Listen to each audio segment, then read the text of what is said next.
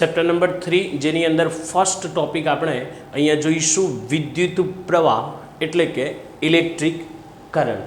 Clear?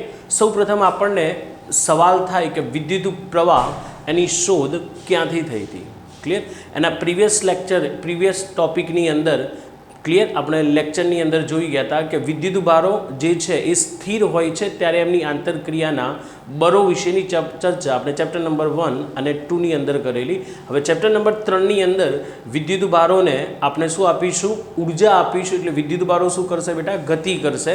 અને ગતિ કરે છે એટલા માટે જ હવે આપણે ગતિમાન વિદ્યુત શાસ્ત્રનો જે ચેપ્ટર છે વિદ્યુત પ્રવાહ અથવા તો પ્રવાહ વિદ્યુત, જેનો ફર્સ્ટ ટોપિક છે ક્લિયર વિદ્યુત પ્રવાહ electric current. We will start the topic of વિદ્યુત પ્રવાહ એટલે કે ઇલેક્ટ્રિક કરંટ. ક્લિયર? સૌ પ્રથમ આપણે જોઈશું કે બેટા વિદ્યુત પ્રવાહની શોધ ક્યાંથી થઈ હતી.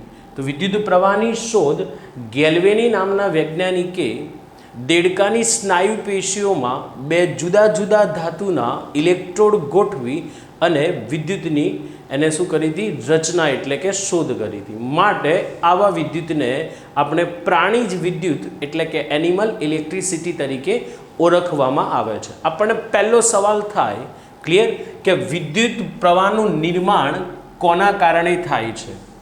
તો અહીંયા કહી શકાય કે વિદ્યુત ભારોની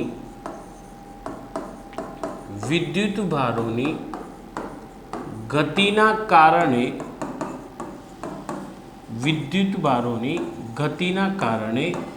વિદ્યુત પ્રવાહનું નિર્માણ થાય છે.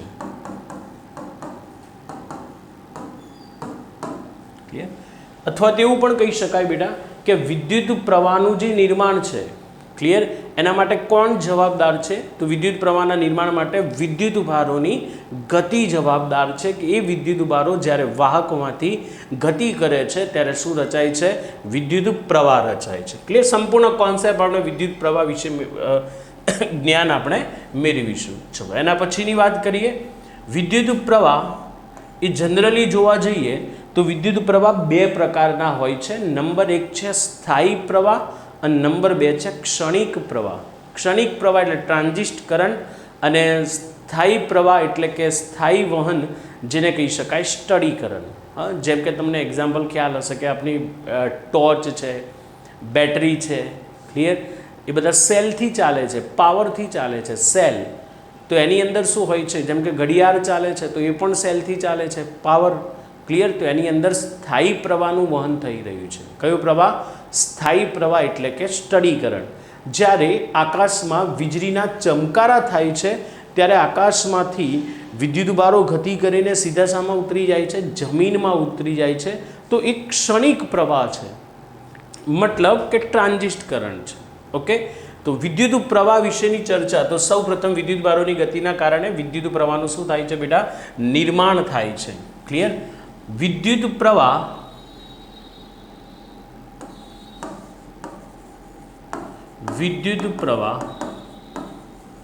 મૂળભૂત ભૌતિક રાશિ છે. આપણે 7 પ્રકારની મૂળભૂત ભૌતિક રાશિઓ ભણી ગયા હતા. એ 7માંથી વિદ્યુત પ્રવાહ એ મૂળભૂત ભૌતિક રાશિ છે. ક્લિયર? એના પછી વાત કરીએ તો વિદ્યુત પ્રવાહ જે છે એ વિદ્યુત ભારોની ગતિના કારણે વિદ્યુત પ્રવાહ રચાય છે. હવે મારી જોડે માની લો કે આવો એક આડછેદ છે.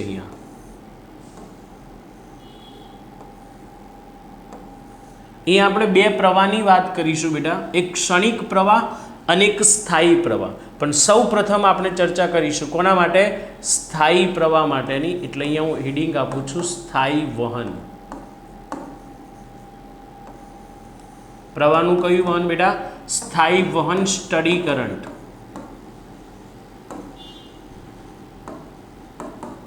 ઓકે, તો આકૃતિમાં દર્શાવ્યા અનુસાર એક વાહક તાર આપેલો છે. ક્લિયર?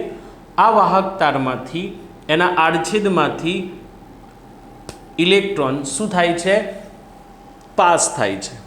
તો જ્યારે ઇલેક્ટ્રોન ટી જેટલા સમયમાં પસાર થતા હોય, ક્યુ જેટલા વિદ્યુત ભાર પસાર થતા હોય તો ક્યુ પ્રપોઝનલ ટુ ટી કહી શકાય.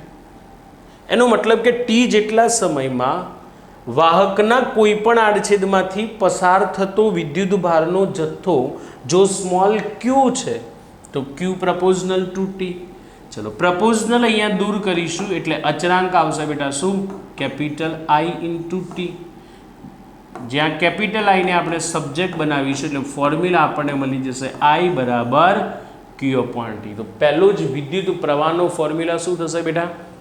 તો ફર્સ્ટ ફોર્મ્યુલા છે વિદ્યુત પ્રવાહનો I is equal two Q upon T, અથવા તો આને કેપિટલ ક્યુ પણ કહી શકાય. તો ફર્સ્ટ ફોર્મ્યુલા છે આપણે વિદ્યુત પ્રવાહનો capital I is equal two Q upon T. ચલો કેપિટલ આઈની મારે વ્યાખ્યા આપવી છે બેટા. અહીંથી શું આપી શકાય? વિદ્યુત પ્રવાહની વ્યાખ્યા. તો અહીંથી વ્યાખ્યા આપીશું. વ્યાખ્યા આપવા માટે નીચેનું પદ એકમ લઈશું બેટા. તો એકમ સમયમાં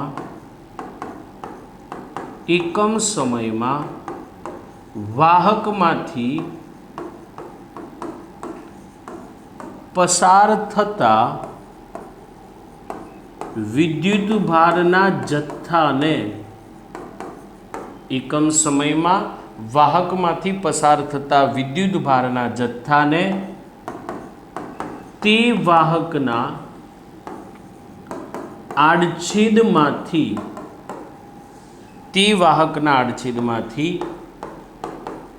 પસાર થતો વિદ્યુત પ્રવાહ કેપિટલ આઈ કહે છે. ક્લિયર? તો ફર્સ્ટ ફોર્મ્યુલા છે બેટા આપણો વિદ્યુત પ્રવાહનો શું? I is equal two Q upon T, કે જો ટી જેટલા સમયમાં આ વાહકના આડછેદમાંથી પસાર થતો જો વિદ્યુત ભારનો જથ્થો ક્યુ હશે, એનો મતલબ કે જેટલા સમયમાં આ આડછેદમાંથી જેટલો વિદ્યુત ભાર પસાર થશે એટલો જ વીજભાર એના બાજુના આડછેદમાંથી પસાર થશે. તો એટલા જ સમયમાં એટલો જ વીજભાર એના બાજુના આડછેદમાંથી પણ પસાર થશે. મતલબ કે બંને સરખા હશે. તો ક્યુ પ્રપોઝનલ ટુ ટી. પ્રપોઝનલ દૂર કરી અચળાંક લઈશું બેટા I is equal two Q upon T. એટલે વ્યાખ્યા આપી કે એકમ સમયમાં વાહકના આડછેદમાંથી પસાર થતો વિદ્યુત ભારનો જથ્થો, જેને શું કહી શકાય બેટા? વિદ્યુત પ્રવાહ કહી શકાય. ઓકે, ચલો એનાથી એક સ્ટેપ આપણે આગળ જઈશું. વિદ્યુત પ્રવાહનો ફોર્મ્યુલા છે I બરાબર ક્યુ અપોન ટી. વિદ્યુત પ્રવાહના કેટલાક સૂત્રો અહીંયા આપણે બનાવી શકીએ છીએ, જેમાં ચેન્જીસ પણ કરી શકીએ છીએ. ક્યુ અપોન ટી, માની લો કે તમને ક્યુ નથી આપ્યા બેટા, તો ક્યુ બરાબર શું લઈ શકાય? એની અપોન ટી. હવે right, Q is equal to any upon T, જ્યાં એન એટલે આપેલા વિદ્યુત ભારોની સંખ્યા છે. ક્લિયર? તમને વિદ્યુત ભારોની સંખ્યા શોધવાની પણ પૂછે ત્યારે ફોર્મ્યુલા યુઝ કરીશું બેટા I બરાબર એની અપોન ટી. એની 1 અપોન ટી. 1 અપોન ટી એટલે બેટા ફ્રીક્વન્સી. 1 અપોન ટી એટલે શું બેટા? ફ્રીક્વન્સી. ક્લિયર? તો જ્યારે તમને ફ્રીક્વન્સી આવૃત્તિ આપેલી છે, ક્લિયર, ત્યારે તમને એવું પૂછે કે પ્રવાહ શોધો, ત્યારે આપણે કયો ફોર્મ્યુલા યુઝ કરીશું બેટા? I બરાબર એની એફ. એફની જગ્યાએ જો તમને વેગ આપેલો છે ત્યારે આપણે એની વી અપોન 2πr પણ યુઝ કરી શકીએ છીએ. કયો ફોર્મ્યુલા? તો એની વી અપોન 2πr. આના એક્ઝામ્પલ પણ આપણે નેક્સ્ટ વિડીયોની અંદર જોઈશું. આ બધાના એક્ઝામ્પલ જોઈશું કરંટના. ક્લિયર? તો જ્યારે તમને વેગ એટલે કે ઝડપ આપેલું છે અને એવું પૂછે કે રચાતો વિદ્યુત પ્રવાહ શોધો, ત્યારે આપણે ફોર્મ્યુલાનો યુઝ કરીશું I ઇઝ ઇક્વલ ટુ એની વી અપોન 2πr, જ્યાં વી એટલે ઇલેક્ટ્રોન અથવા તો જે પણ તમને આપેલું છે કણ, એનો ઝડપ છે, વેગ છે, એન એટલે સંખ્યા છે, સ્મોલ આર એટલે ગતિપથની ત્રિજ્યા છે. ઓકે, તો આટલા ફોર્મ્યુલા આપણે ઇલેક્ટ્રિક કરંટ વિદ્યુત પ્રવાહને યાદ રાખવાના છે. પણ કન્ડિશન એ છે કે બેટા કયા પ્રવાહનો ફોર્મ્યુલા છે? સ્થાયી પ્રવાહ. સ્થાયી પ્રવાહ એટલે અચર પ્રવાહ, અને અચર પ્રવાહ એટલે જે પ્રવાહનું મૂલ્ય સમયની સાથે બદલાતું નથી. No changes with respect to time. Clear? સમયની સાથે પ્રવાહનું મૂલ્ય બદલાતું નથી, મતલબ કે વિદ્યુત ભારોનો કોન્સ્ટન્ટ ફ્લો આપે છે, એમાં કોઈ ચેન્જીસ થતો નથી. જેમ કે બેટરીથી મળતો વોલ્ટેજ અથવા બેટરીથી મળતો પ્રવાહ, તો એ પણ સ્થાયી પ્રવાહ છે. ટોર્ચની અંદર જે સેલ છે પાવર, એ સેલથી મળતો પ્રવાહ ઘડિયાળમાં, તો એ પણ બેટા કયો પ્રવાહ છે? તો સ્થાયી પ્રવાહ છે. ક્લિયર? તો આવી સ્થાયી પ્રવાહના વહન માટે આપણે ફોર્મ્યુલા યુઝ કરીશું I બરાબર Q/T, Q બરાબર NE/T, જો તમને આવૃત્તિ આપી દે NEF, વેગ એટલે કે ઝડપ આપેલી હોય તો NEV/2πr. વિદ્યુત પ્રવાહ એ કઈ રાશિ છે, અદિશ કે સદિશ? તો વિદ્યુત પ્રવાહને સદિશ રાશિ તરીકે સ્વીકારવામાં આવે છે. તો વિદ્યુત પ્રવાહ અદિશ રાશિ છે, કારણ કે જ્યારે ઇલેક્ટ્રોનની શોધ નથી થઈ. ક્લિયર? તો જેમ કે આ વાહક તાર આપેલું છે, આ વાહક તારની અંદર જ્યારે ઇલેક્ટ્રોનની શોધ નથી થઈ ત્યારે એવું માનવામાં આવતું હતું કે વિદ્યુત પ્રવાહ ધન વીજભારોની ગતિની દિશામાં લેવામાં આવતો હતો. રૈવાજિક વિદ્યુત પ્રવાહ જ્યારે ઇલેક્ટ્રોનની શોધ નથી થઈ ત્યારે વિદ્યુત પ્રવાહ ધન વીજભારોની ગતિની દિશામાં લેવામાં આવે છે. પરંતુ એવું જાણવા મળ્યું કે વિદ્યુત પ્રવાહ ધન વીજભારોની ગતિના કારણે નહીં, કોના કારણે મળે છે? ઋણ વિદ્યુત ભારોની એટલે કે ઇલેક્ટ્રોનની ગતિના કારણે પ્રવાહ રચાય છે. તો આ જે પ્રવાહ છે કોના રચાય છે બેટા? ઇલેક્ટ્રોનના કારણે. ક્લિયર? પણ ધન વીજભારો જો આ દિશામાં ગતિ કરતા હોય તો ઇલેક્ટ્રોનના ગુણધર્મો વિરુદ્ધ છે, તો ઇલેક્ટ્રોન તો એની ઓપોઝાઇટ ડાયરેક્શનમાં ગતિ કરતા હોય. તેનો મતલબ એવો થયો કે રૈવાજિક વિદ્યુત પ્રવાહની દિશા ઇલેક્ટ્રોનના પ્રવાહની વિરુદ્ધ દિશામાં લેવામાં આવે છે. તો અહીંયા લખી શકાય કે રૈવાજિક વિદ્યુત પ્રવાહની દિશા, રૈવાજિક વિદ્યુત પ્રવાહની દિશા ઇલેક્ટ્રોનના ગતિની વિરુદ્ધ દિશામાં લેવામાં આવે છે. ક્લિયર? જેને રૈવાજિક વિદ્યુત પ્રવાહ તરીકે ઓળખવામાં આવે છે. એટલે પહેલાં આ ડાયરેક્શનમાં, પછી ઇલેક્ટ્રોનની વિરુદ્ધ દિશામાં લેવામાં આવે છે. માટે વિદ્યુત પ્રવાહ એ કેવી રાશિ છે બેટા? અદિશ રાશિ છે, જેને માત્ર મૂલ્ય હોય છે, દિશા હોતી નથી. તો મૂલ્ય શોધવું છે તો બધા ફોર્મ્યુલાનો આપણે શું કરી શકીએ છીએ? યુઝ કરી શકીએ છીએ અને આપણને વિદ્યુત પ્રવાહનું મૂલ્ય અહીંયા મળી જશે. ક્લિયર? ત્યાર પછી આપણે વાત કરીએ કે જો વિદ્યુત પ્રવાહ I તમને આપેલો છે તો વિદ્યુત પ્રવાહ I નો એકમ જોઈશું. તેનો એકમ શું થાય? તો ફોર્મ્યુલા પરથી જ બનાવીશું બેટા. I બરાબર ફોર્મ્યુલા શું છે? Q/T છે. મતલબ Q/T નો એકમ એ જ કોનો થશે બેટા? I નો. ચલો, Q નો એકમ શું થાય? તો વિદ્યુત ભારનો એકમ છે બેટા કુલમ, સમયનો એકમ સેકન્ડ, તો કુલમ પ્રતિ સેકન્ડ. ચલો, બીજો એકમ શું થાય બેટા? તો વિદ્યુત પ્રવાહ નામની ભૌતિક રાશિ એમ્પિયર નામના વૈજ્ઞાનિકે ફાઇન્ડ કરેલી છે, એટલે વૈજ્ઞાનિકની યાદમાં એનો બીજો એકમ શું છે? તો એમ્પિયર છે. બેટા બંને એકમ કોના? તો આ બંને એકમ છે વિદ્યુત પ્રવાહના, તો બંને સરખા કહી શકાય. મતલબ ampere is equal two coulomb પ્રતિ સેકન્ડ. મતલબ કે આપણે અહીંયા કુલમ પ્રતિ સેકન્ડની જગ્યાએ એમ્પિયર એડ કરી શકીએ છીએ. કુલમ પ્રતિ સેકન્ડની જગ્યાએ શું મૂકી શકાય? એમ્પિયર. તો અહીંયા મારે 1 એમ્પિયરની વ્યાખ્યા આપવી છે. ક્લિયર? તો 1 ampere is equal two 1 coulomb પર 1 સેકન્ડ. ક્લિયર? તો અહીંયાથી આપણે 1 એમ્પિયરની વ્યાખ્યા આપીશું. શું આપી શકાય વ્યાખ્યા બેટા? 1 એમ્પિયરની વ્યાખ્યા કે જો 1 સેકન્ડમાં, એની વ્યાખ્યા આપી કે જો 1 સેકન્ડમાં વાહકમાંથી પસાર થતો વિદ્યુત ભારનો જથ્થો 1 કુલમ છે તો વાહકમાંથી પસાર થતો વિદ્યુત પ્રવાહ 1 એમ્પિયર છે, તેમ કહી શકાય કે જો 1 સેકન્ડમાં વાહકમાંથી પસાર થતો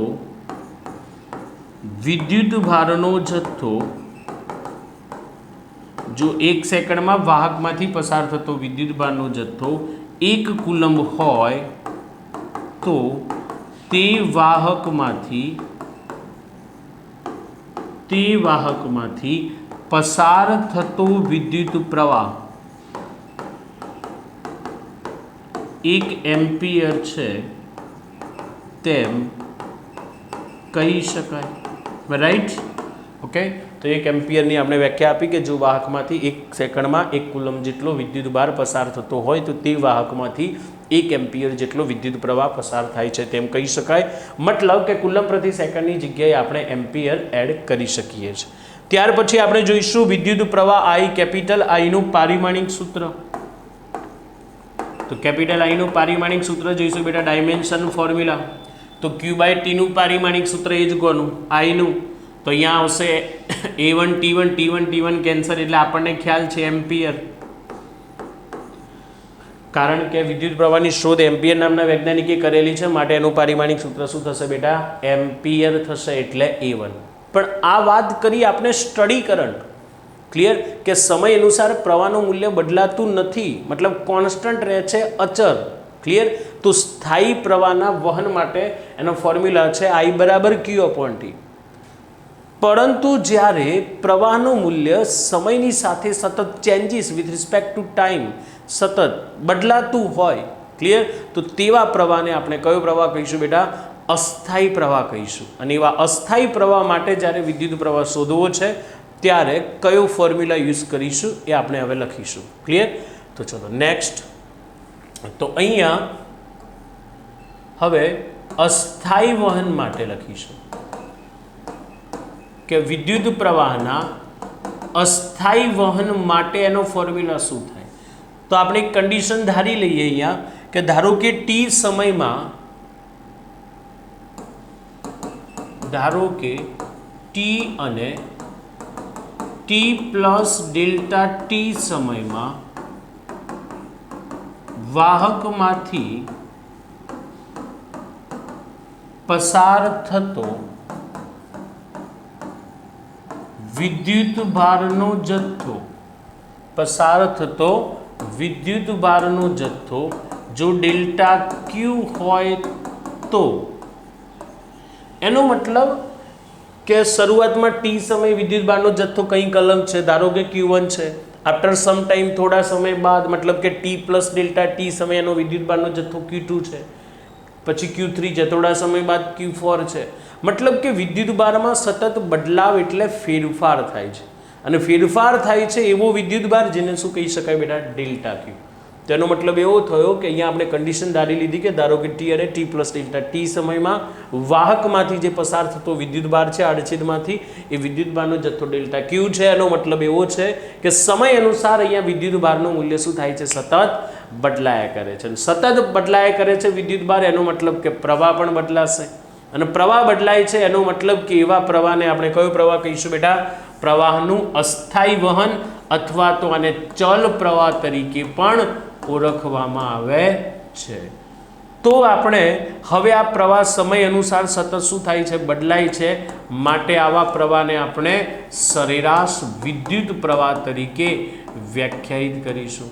11 સાયન્સની અંદર આપણે ટોપિક ભણી ગયા હતા સરેરાશ વેગ, સરેરાશ પ્રવેગ. તેમાં પણ આ જ વસ્તુ હતી બેટા. ક્લિયર? કે સમય અનુસાર જો પદાર્થના સ્થાનમાં ફેરફાર થાય છે તો સરેરાશ વેગ કહેતા હતા. સમય અનુસાર જો પદાર્થના વેગમાં ફેરફાર થાય છે તો સરેરાશ પ્રવેગ કહેતા હતા. તો અહીંયા પણ એવું છે કે સમય અનુસાર પદાર્થના વિદ્યુત ભારમાં ફેરફાર થાય છે તો એ વખતે વિદ્યુત પ્રવાહને આપણે કોના તરીકે વ્યાખ્યાયિત કરીશું? સરેરાશ વિદ્યુત પ્રવાહ તરીકે વ્યાખ્યાયિત કરીશું. ચલો, સરેરાશ વિદ્યુત પ્રવાહ એનો મતલબ કે સમય અનુસાર વિદ્યુત ભારના જથ્થામાં ફેરફાર થાય છે. ફેરફાર એટલે ડેલ્ટા Q/ડેલ્ટા T. ડેલ્ટા એટલે ફેરફાર. બેટા ફેરફાર વધારો પણ હોઈ શકે, ઘટાડો પણ હોઈ શકે. ક્લિયર? જો સમય અનુસાર ફેરફાર થતા હોય એનો મતલબ કે સરેરાશ વિદ્યુત પ્રવાહનો ફોર્મ્યુલા થશે બેટા angle bracket of I is equal to delta Q/ડેલ્ટા T. તો આ ફોર્મ્યુલા આપણને શું રિપ્રેઝન્ટ કરે છે? કે સમય અનુસાર વિદ્યુત ભારનું મૂલ્ય સતત ચેન્જીસ બદલાયા કરે છે. એનો મતલબ કે એવા પ્રવાહને આપણે કયો પ્રવાહ કહીશું? સરેરાશ વિદ્યુત પ્રવાહ, એવરેજ ઇલેક્ટ્રિક કરંટ. ક્લિયર? હા.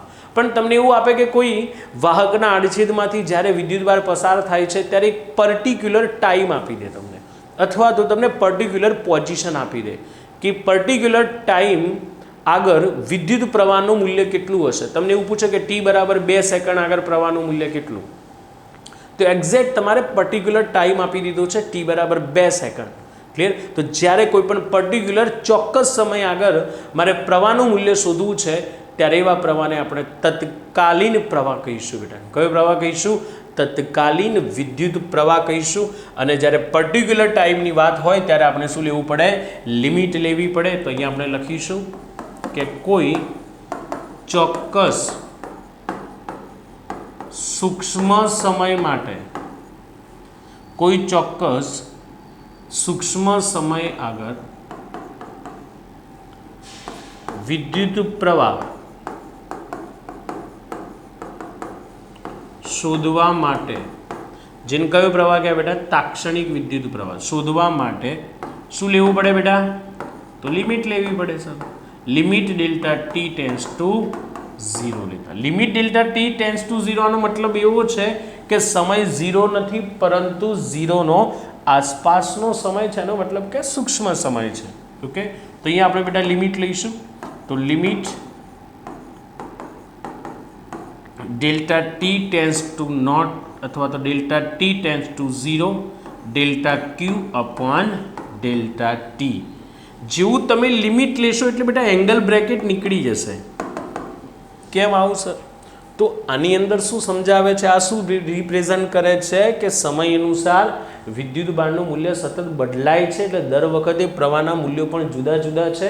એટલે આની અંદર એક કરતાં વધારે પ્રવાહના મૂલ્યો સંકળાયેલા છે. જ્યારે આની અંદર શું છે? કોઈ પર્ટિક્યુલર ચોક્કસ સમય આપી દીધો છે.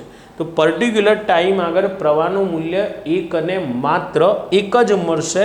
એટલે એંગલ બ્રેકેટ અહીંયા શું થશે બેટા? નીકળી જશે. હવે લિમિટનો રૂલ્સ છે. જેવી લિમિટ દૂર કરીશ એટલે ડેલ્ટા શામાં કન્વર્ટ થશે બેટા? ડેરિવેટિવમાં. તો અહીંયા ડેલ્ટાનો ફોર્મ્યુલા થઈ જશે dq બાય dt. તો અહીંયા ફોર્મ્યુલા શું થઈ જશે બેટા? I is equal to dq by dt. તો જ્યારે તમને કોઈ પર્ટિક્યુલર ટાઈમ આપેલો હોય, પર્ટિક્યુલર પોઝિશન આપેલી છે અને ત્યાં તમારે જો તાક્ષણિક વિદ્યુત પ્રવાહ શોધવો છે, મતલબ કે પ્રવાહ શોધવો છે, કરંટ, ત્યારે બેટા આપણે ફોર્મ્યુલા વાપરીશું શું? I is equal to dq by dt. તો આનો મતલબ એવો થયો કે વિદ્યુતભાર ક્યુનું સમયની સાપેક્ષે એકવાર વિકલન કરતા કઈ રાશિ મળે છે? તો વિદ્યુતભાર ક્યુનું સમયની સાપેક્ષે એકવાર વિકલન કરતા આપણને વિદ્યુત પ્રવાહ I નામની રાશિ મળે છે. મતલબ કે I બરાબર dq બાય dt. આનો પણ આપણે MCQ જોઈશું કે ત્યારે તમને વિદ્યુતભાર આપેલો છે ને એવું પૂછે કે t બરાબર 2 સેકન્ડ આગળ પ્રવાહનું મૂલ્ય શોધો, ત્યારે આપણે ફોર્મ્યુલા યુઝ કરીશું બેટા I બરાબર dq બાય dt. અને આ જે પ્રવાહ છે જેને આપણે તાક્ષણિક પ્રવાહ, આ પ્રવાહને આપણે તાક્ષણિક પ્રવાહ તરીકે શું કરીશું? ઓળખીશું. ચલો અહીંયા એમ રાઈટ? ક્લિયર બેટા? તો સેકન્ડ ફોર્મ્યુલા થયું કે જ્યારે તમને અસ્થાયી વહન આપેલું હોય પ્રવાહનું, મતલબ કે સમય અનુસાર જ્યારે પ્રવાહનું મૂલ્ય સતત બદલાતું હોય, કોઈ સૂક્ષ્મ સમય આગળ પ્રવાહનું મૂલ્ય પૂછે છે ત્યારે ફોર્મ્યુલા યુઝ કરીશું I બરાબર dq બાય dt. મતલબ કે વિદ્યુતભારનું સમયની સાપેક્ષે એકવાર વિકલન કરતા વિદ્યુત પ્રવાહ I મળે છે. પણ માની લો કે તમને Q આપ્યું છે ને I શોધવું છે, તો Qનું વિકલન કરીશું તો I મળશે. પણ માની લીધું કે I આપ્યું છે ને એવું પૂછે બેટા Q શોધો, તો શું કરીશું? તો I નું સંકલન કરીશું એટલે આપણને કોણ મળશે? Q મળશે. તો સેકન્ડ ફોર્મ્યુલા આવું પણ લખી શકાય કે વિદ્યુત પ્રવાહ આપેલો છે ને એવું પૂછે કે Q શોધો, તો I નું શું કરીશું? સંકલન કરીશું. તો integration of I dt is equal two Q. મતલબ કે તમને વિદ્યુત પ્રવાહ આપેલો છે કોઈ વાહક તારમાંથી પસાર થતો, અને તમને બે લિમિટ આપી કે t બરાબર 2 સેકન્ડથી t બરાબર 4 સેકન્ડ સુધીનો વિદ્યુતભારનું મૂલ્ય શોધીશો, ત્યારે Q બરાબર ઇન્ટિગ્રેશન I ઇન્ટુ dt. જ્યારે તમને બે લિમિટ આપી છે ત્યારે ઇન્ટિગ્રેશનનો યુઝ કરીશું. ઓનલી વન લિમિટ આપી છે ત્યારે ડેરિવેટિવનો ઉપયોગ કરીશું. ડિફરન્શિયલ, વિકલન. ક્લિયર? વિકલન અને સંકલનના નિયમો આ ગણતરી કરવા માટે, એક્ઝામ્પલ માટે તમને વિકલન અને સંકલનના નિયમો ખબર હોવા જોઈએ. ક્લિયર બેટા? તો વિદ્યુત એક ફોર્મ્યુલા થયો વિદ્યુત પ્રવાહનો I બરાબર dq બાય dt. એના પરથી છે Q is equal two integration I into dt થશે. અહીંયા માની લીધું કે બેટા તમને અહીંયા ગ્રાફ આપ્યું છે. બીજું એક એક્ઝામ્પલ આવું પણ પૂછી શકે છે તમને. અહીંયા આપણે આકૃતિમાં દર્શાવ્યા અનુસાર I વિરુદ્ધ t નો આલેખ ડ્રો કરીશું. કોનો આલેખ ડ્રો કરીશું બેટા? I વિરુદ્ધ t નો આલેખ.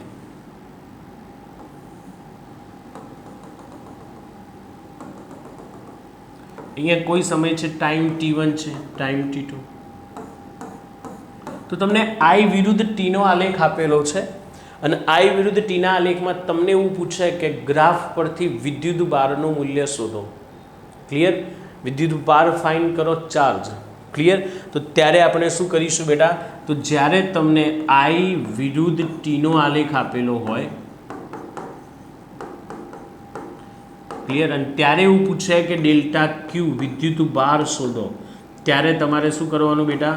તો I વિરુદ્ધ t ના આલેખનું ઘેરાયેલું ક્ષેત્રફળ શોધવાનું, અને જે ક્ષેત્રફળ શોધશો એ જ શું થશે? તમારો વિદ્યુત ભાર થશે. તો જો I અને t x અક્ષ ઉપર છે, I y અક્ષ ઉપર છે, તેના દ્વારા આટલો ગ્રાફ ઘેરાય છે. તો આલેખનું ઘેરાયેલું ક્ષેત્રફળ હું શોધી નાખીશ. જો ત્રિકોણ બને છે તો 1/2 પાયો ગુણ્યા વેધ થશે. જો લંબચોરસ બને છે, લંબાઈ ગુણ્યા પહોળાઈ થશે. ક્લિયર? આ રીતે તમે ક્ષેત્રફળ શોધી અને જે તમે ક્ષેત્રફળ શોધશો એ જ વસ્તુ શું છે? તો વિદ્યુત ભાર થશે. એનો મતલબ કે ફોર્મ્યુલા આપણે યાદ રાખીશું કે જ્યારે તમને I વિરુદ્ધ t નો આલેખ આપેલો છે અને તમને જો એવું પૂછ્યું છે કે આલેખ પરથી વિદ્યુત ભારનું મૂલ્ય શું થાય, ત્યારે તમારે એ આલેખનું ઘેરાયેલું ક્ષેત્રફળ શું કરવાનું? શોધવાનું. તો તમને શું મળી જશે? વિદ્યુત ભાર મળશે. ક્લિયર? ચલો એક સ્ટેપ આનાથી આગળ ટોપિક સમજીશું બેટા.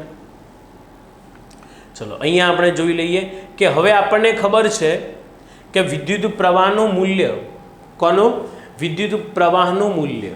ઓકે, કે જેમ કે ધાત્વિક વાહકોની ચર્ચા કરીએ આપણે, તો ધાત્વિક વાહકોની અંદર વિદ્યુતનું વહન કોના કારણે થાય છે બેટા? તો ધાત્વિક વાહકોમાં વિદ્યુતનું વહન ઇલેક્ટ્રોનના કારણે થાય છે. કોના કારણે? ઇલેક્ટ્રોનના કારણે થાય છે. ક્લિયર? જ્યારે સેમિકન્ડક્ટર એટલે કે અર્ધવાહકની અંદર વિદ્યુતનું વહન કોના કારણે થાય છે? તો અર્ધવાહકની અંદર ઇલેક્ટ્રોન અને હોલના કારણે થાય છે. હોલ એ ધન વિદ્યુત ભારિત કણ તરીકે વર્તે છે. જો હોલ એક્સ ડાયરેક્શનમાં ગતિ કરતા હોય તો હોલ એની વિરુદ્ધ દિશામાં શું કરે છે? ગતિ કરે છે. મતલબ કે અર્ધવાહક એટલે કે સેમિકન્ડક્ટરની અંદર વિદ્યુતનું વહન ઇલેક્ટ્રોન અને હોલના કારણે થાય છે. જ્યારે વિદ્યુત વિભાજ્ય દ્રાવણ અને આયનીકરણ પામેલ વાયુની અંદર વિદ્યુત પ્રવાહનું વહન કોના કારણે થાય છે? તો એની અંદર ધન આયન અને ઋણ આયનોની પરસ્પર વિરુદ્ધ ગતિ દ્વારા શું થાય છે? એમનું વહન થાય છે. એના પછી અહીંયા આપણે ચેપ્ટર નંબર 3 ની અંદર ડીસી કરંટની ચર્ચા કરવાની છે બેટા. કારણ કે કરંટ પણ બે પ્રકારના છે, ડાયરેક્ટ્રિક કરંટ અને ઓલ્ટરનેટિવ કરંટ, મતલબ કે ડીસી કરંટ અને એસી કરંટ. ક્લિયર? તો બંનેની પણ આપણે જોઈશું ચર્ચા. ક્લિયર? ચેપ્ટર નંબર જે 3 છે જેની અંદર ડાયરેક્ટ કરંટ વિશેની ચર્ચા કરીશું આપણે. ચેપ્ટર નંબર 7 જેની અંદર આપણે ઓલ્ટરનેટિવ કરંટની ચર્ચા કરીશું. તો વિદ્યુત પ્રવાહ પણ બે પ્રકારના છે. તો નંબર 1 જોઈશું બેટા ડાયરેક્ટ કરંટ, જેને આપણે ડીસી કરંટ તરીકે ઓળખીશું. અને નંબર 2 છે બેટા ઓલ્ટરનેટિંગ કરંટ,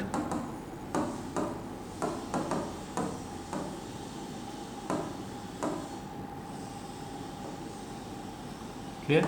જેને કહીશું એસી કરંટ. પણ એસી કરંટની સંપૂર્ણ ચર્ચા ચેપ્ટર નંબર 7 ની અંદર કરીશું, જેને પ્રત્યાવર્તી પ્રવાહ કહી શકાય. અને અહીંયા આપણે ડાયરેક્ટ કરંટ એટલે ડીસી કરંટ છે, જેની ચર્ચા આપણે ચેપ્ટર નંબર 3 ની અંદર કરવાની છે. ચલો, ડીસી કરંટ કોને કહી શકાય? તો ડીસી કરંટની વ્યાખ્યા આપીએ તો આવી આપી શકાય કે જે પ્રવાહનું મૂલ્ય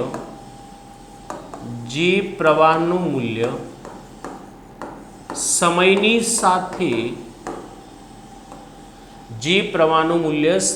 સાથે ન બદલાય, એનો મતલબ કે અચળ રહે, ન બદલાય, તો તેવા પ્રવાહને આપણે કયો પ્રવાહ કહીશું બેટા?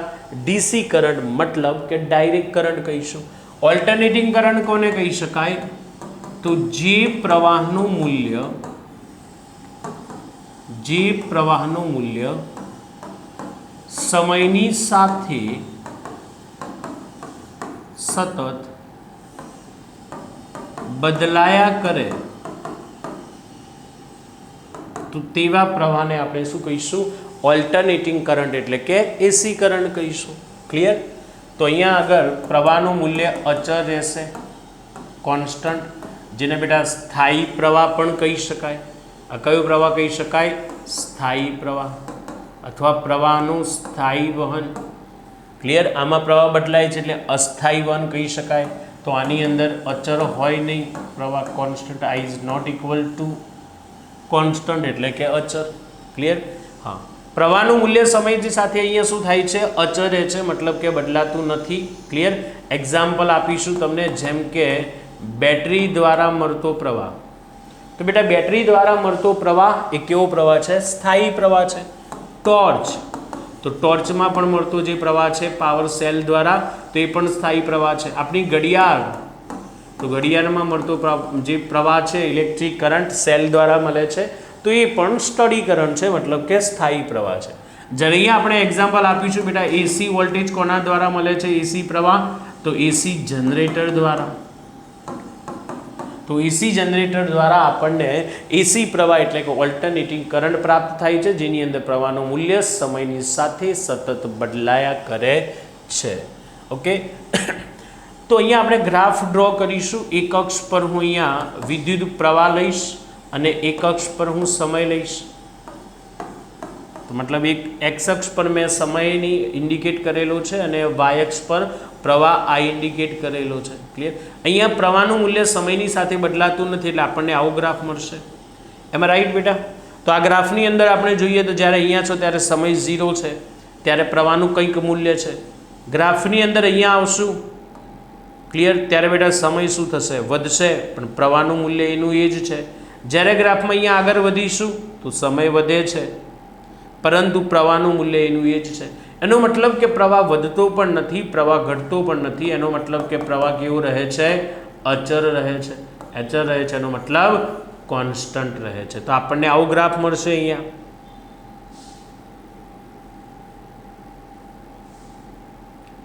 ક્લિયર? તો સ્ટ્રેટ ગ્રાફ મળે છે. ઓકે, ચલો અહીંયા આલેખનો ઢાળ કેટલો થાય બેટા? તો અહીંયા ઢાળ બનતો જ નથી સર. તો આલેખનો ઢાળ એટલે tan θ = 0. ક્લિયર? તો તમને પૂછે કે ડીસી કરંટમાં આઈ વિરુદ્ધ ટીના આલેખનો ઢાળ કેટલો થશે? તો આઈ વિરુદ્ધ ટીના આલેખનો ઢાળ કેટલો થાય બેટા? 0 થાય. એનો મતલબ કે અહીંયા આપણને કેવું મળે છે? સ્ટ્રેટ ગ્રાફ મળે છે આવું. ક્લિયર? એનો મતલબ કે પ્રવાહનું મૂલ્ય અહીંયા સમયની સાથે બદલાતું નથી, મતલબ કે અચર રહે છે, કોન્સ્ટન્ટ રહે છે. ક્લિયર? ડીસી પ્રવાહની આવૃત્તિ કેટલી હોય છે? ડીસી પ્રવાહની ફ્રીક્વન્સી 0 હોય છે, કારણ કે બેટા આલેખનો ઢાળ બનતો છે જ નહીં. અહીંયા સમયની આવૃત્તિ કોને કહેવાય? તો આવૃત્તિની વ્યાખ્યા આપી હતી, F = 1/T. એકમ સમયમાં થતા દોલનોની સંખ્યા. બેટા અહીંયા ક્યાં દોલનો થાય છે? નો. જો અહીંયા દોલનો નથી થતા એનો મતલબ કે એની ફ્રીક્વન્સી 0 હર્ટ્ઝ છે. ક્લિયર? તો ડીસી પ્રવાહની ફ્રીક્વન્સી 0 હર્ટ્ઝ હોય છે. ચલો એસી પ્રવાહની વાત કરીશું તો એસી પ્રવાહનું મૂલ્ય સમયની સાથે સતત ચેન્જીસ એટલે કે બદલાયા કરે છે. માટે આપણે અહીંયા એક્સ અક્ષ પર સમયને ડ્રો કરીશું, ઇન્ડિકેટ કરીશું. વાય અક્ષ પર ઉપરની તરફ એટલે પ્લસ આઈ લઈશું કરંટ, અને નીચે તરફ એટલે માઇનસ આઈ કરંટ થશે. અહીંયા ઉગમ બિંદુ છે 0. તો પ્રવાહનું મૂલ્ય એસીમાં સતત શું થાય છે? બદલાયા કરે છે. ક્લિયર? એનો મતલબ કે શરૂઆતમાં ઇનિશિયલ પોઝિશનમાં કરંટ 0 છે, પછી અહીંયા આવે એટલે ધીમે ધીમે ધીમે પ્રવાહ શું થાય છે? સમય તો ઓલવેઝ વધવાનો છે. ક્લિયર? તો સમય ધીમે ધીમે ધીમે ધીમે પ્રવાહ વધતો જાય છે અને વધીને પ્રવાહ કેવું બને છે બેટા? મેક્ઝિમમ બને છે. પણ ઉપરના ધન અર્ધચક્ર દરમિયાન એટલે પ્લસ આઈ મેક્ઝિમમ. પછી સમય તો વધવાનો છે પણ પ્રવાહ ઘટે છે, ઘટીને પાછું 0 થાય છે. ફરીથી પ્રવાહ વધે છે પણ ઓપોઝાઇટ ડાયરેક્શનમાં, નીચેના અર્ધચક્ર ઋણ અર્ધચક્ર દરમિયાન એટલે નીચે તરફ વધે છે, વધીને પાછું નીચેની તરફ ઋણ અર્ધચક્ર દરમિયાનમાં નીચેની તરફ મેક્ઝિમમ થઈ જાય છે, પાછો ત્યાંથી ઘટે છે, ઘટીને પાછું 0. એનો મતલબ કે પ્રવાહનું મૂલ્ય સમયની સાથે સતત અહીંયા શું થાય છે? ચેન્જીસ એટલે બદલાયા કરે છે ને બદલાયા કરે છે. માટે એવા પ્રવાહને આપણે શું કહીશું? એસી પ્રવાહ એટલે કે ઓલ્ટરનેટિંગ કરંટ, જેને પ્રત્યાવર્તી પ્રવાહ તરીકે પણ ઓળખવામાં આવે છે, જે આપણું ચેપ્ટર નંબર 7 છે. ક્લિયર? ચલો એસી પ્રવાહની આવૃત્તિ કેટલી હોય છે? તો એસી પ્રવાહની આવૃત્તિ છે ફ્રીક્વન્સી કોની? એસીની. પણ ક્યાં? ઇન્ડિયાની અંદર કેટલી હોય છે? તો એસી પ્રવાહની ઇન્ડિયામાં ફ્રીક્વન્સી છે કેટલી? તો એસી પ્રવાહની ઇન્ડિયામાં ફ્રીક્વન્સી છે 50 હર્ટ્ઝ, જ્યારે યુએસએની અંદર કેટલી છે? તો ઇન્ડિયાની અંદર એસી પ્રવાહની આવૃત્તિ છે એની ઇન્ડિયા ક્લિયર 50 હર્ટ્ઝ, અને યુએસએની અંદર એ જ ફ્રીક્વન્સી કેટલી છે બેટા? 60 હર્ટ્ઝ છે. કોની? એસી પ્રવાહની ફ્રીક્વન્સી. ક્લિયર? ડીસી જે પ્રવાહ છે એ ડીસી પ્રવાહને આપણે ઇન્ડિકેટ કરવાની એની સંજ્ઞા આવી છે, કારણ કે ડીસી પ્રવાહ કોણ આપે છે બેટા? બેટરી. તો બેટરીને આપણે આ રીતે ડ્રો કરીશું. બેટરીનો એક છેડો જે પ્લસ છે, બીજો છેડો જે ઋણ છે. તો આ ડીસી કરંટ અથવા તો ડીસી વોલ્ટેજને દર્શાવવાની સંજ્ઞા છે. અહીંયા એસી પ્રવાહ બતાવવો છે તો એને દર્શાવવાની સંજ્ઞા આવી છે એસી વોલ્ટેજને. કેમ? એનું મૂલ્ય સમયની સાથે શું થાય છે? સતત બદલાયા કરે છે બેટા. તો આ એસી વોલ્ટેજ એટલે કે એસી પ્રવાહને દર્શાવવાની સંજ્ઞા છે. ક્લિયર?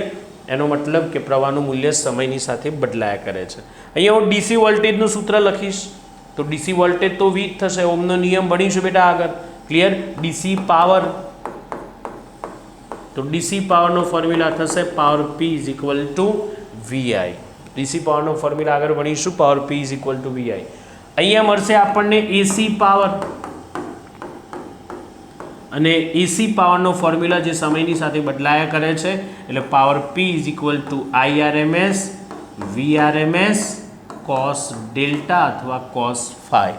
તો એસી પાવરનો ફોર્મ્યુલા જે ચેપ્ટર નંબર 7 ની અંદર આનું શું કરીશું? આપણે પ્રૂફ કરીશું. એનો મતલબ કે સમયની સાથે બદલાયા કરે છે.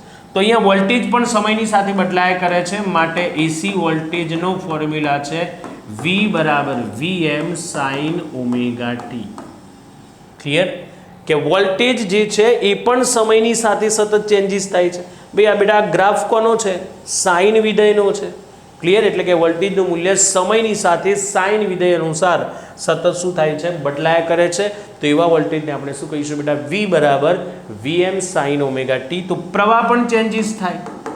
તો એસી પ્રવાહનો ફોર્મ્યુલા લખવો છે તો I બરાબર IM sin omega t plus delta.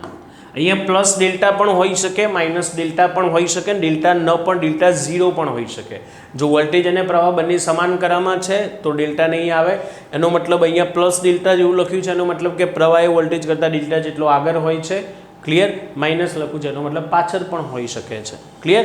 મતલબ કે પ્રવાહ અને વોલ્ટેજ બંને સાઇન વિધેય અનુસાર શું થાય છે? બદલાયા કરે છે.